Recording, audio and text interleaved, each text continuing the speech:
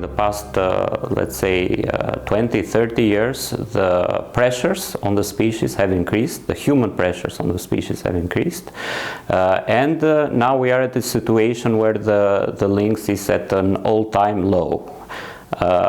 When we started the Balkan lynx recovery program in Albania back in 2006, we weren't even sure whether the species still survives in the country or not.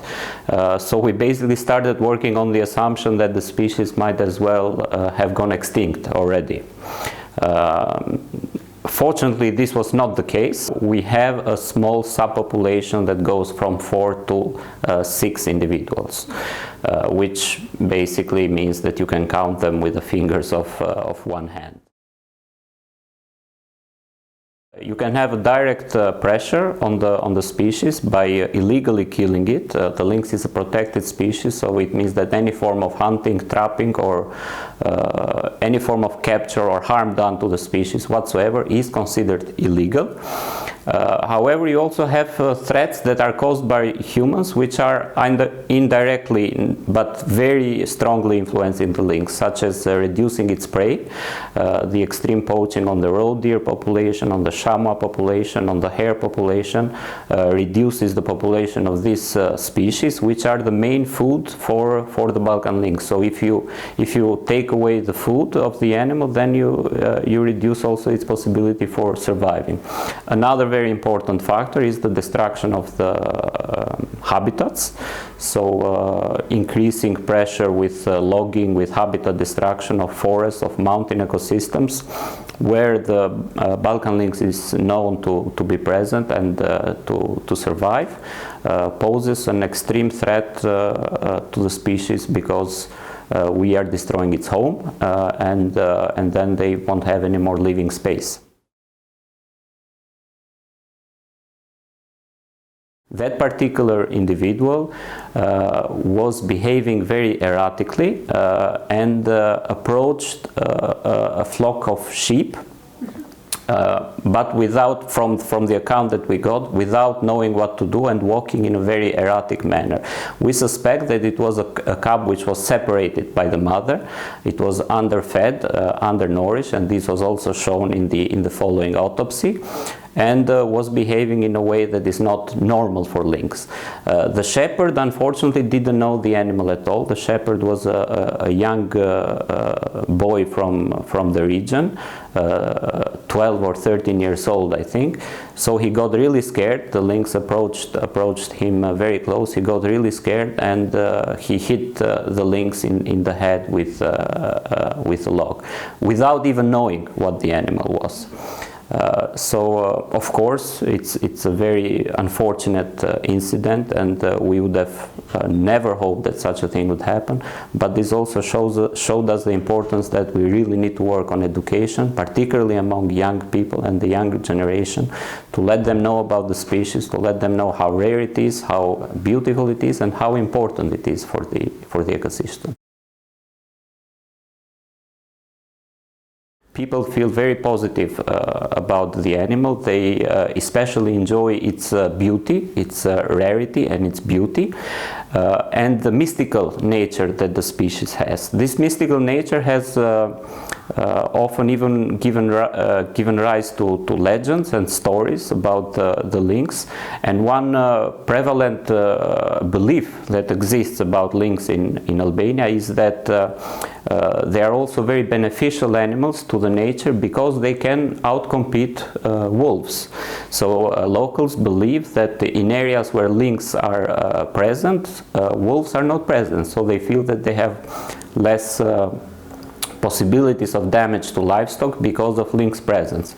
Of course, scientifically, we know that this is not the case, and we know that lynx habitats and wolves habitats overlap, and they can coexist in a certain area.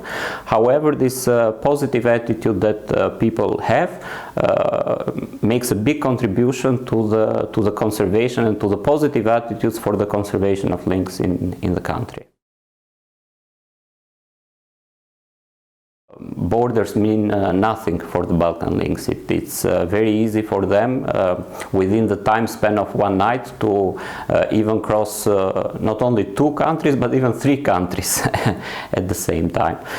So this highlights another very important aspect that we need to be aware when we talk about the preservation of this species, which is transboundary cooperation. I mean, there is not one single country in the Balkans that can single-handedly save the lynx on its own. And even if we were able to do that, if the same protection regime and if not the same conservation efforts are not undertaken by other neighboring countries, then the efforts of a single country would be in vain.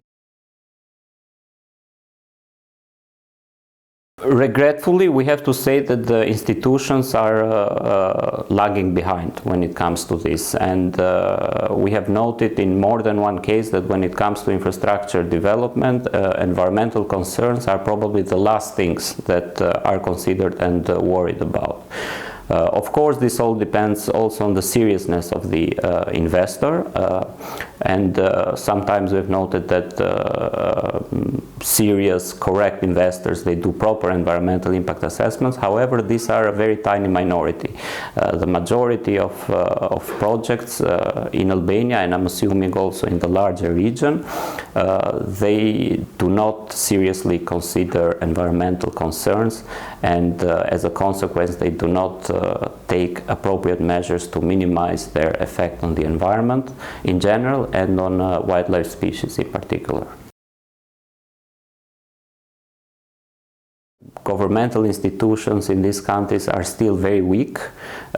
They still need to go a long way to build their institutional strength. They are subject to changes depending on political momentum, on the political elections, on the appointment of different directors from one year to the other, and all of this contributes to institutional instability, and therefore it makes it even harder to have agencies from the same sector, such as protected areas, to cooperate across the border. However, I do not see the situation as completely dark. There is some improvement, there is some communication. In 2017, Albania, the Ministry of Environment of Albania took the very serious effort to list the Balkan lynx in the Appendix 2 of the Berne Convention. This was a great step forward that the government really showed their will and their desire to protect the species. And because of the nature of the convention, the proposal of Albania had to be approved by all members, which means that all the countries where the Balkan lynx is present and that are signatory of the Berne Convention, they approved and they agreed it. So on the international level, we can say that there is an advancement in coming together for the preservation of the species. Poaching was a bit out of control. And the government recognized that they didn't have the means, the manpower, the logistics, the legal framework to combat poaching, so they decided for these very drastic measures to be implemented. And the rationale behind was that in the meantime they would work strongly for improving the management, for improving the legislation towards hunting, and for improving the management of wildlife in general. There has been some progress in this regard, but we have also noted that the moratorium is not 100% effective. Cases of poaching are still going on, and now it's a bit worse than before, I would say, because the hunting community, the honest hunting community, which at first they were the first to want the moratorium to happen because they were feeling that wildlife was going down and they were feeling that their passion was basically decreasing, and they are the first ones who are interested to have more wildlife. So then they see that this now is not being implemented properly. There is selective, let's say, law enforcement on various individuals that are caught doing poaching, and this has contributed a lot to increasing unhappiness among hunters. Currently, Munela Mountain and the surrounding region where Balkan lynx are present does not even enjoy a protection status, so it's not a protected area. It is of paramount importance that this area is declared as protected as soon as possible, and we have long started procedures for this to happen, and we have drafted an official proposal to the Ministry of Environment about this. And from the discussions and from the signals that we have, we are hoping that this happens as soon as possible in the coming months. That is, of course, a very initial step, but it's a very important step that gives us the framework and the grounds on where we can start with a slow but hopefully sure recovery of the species.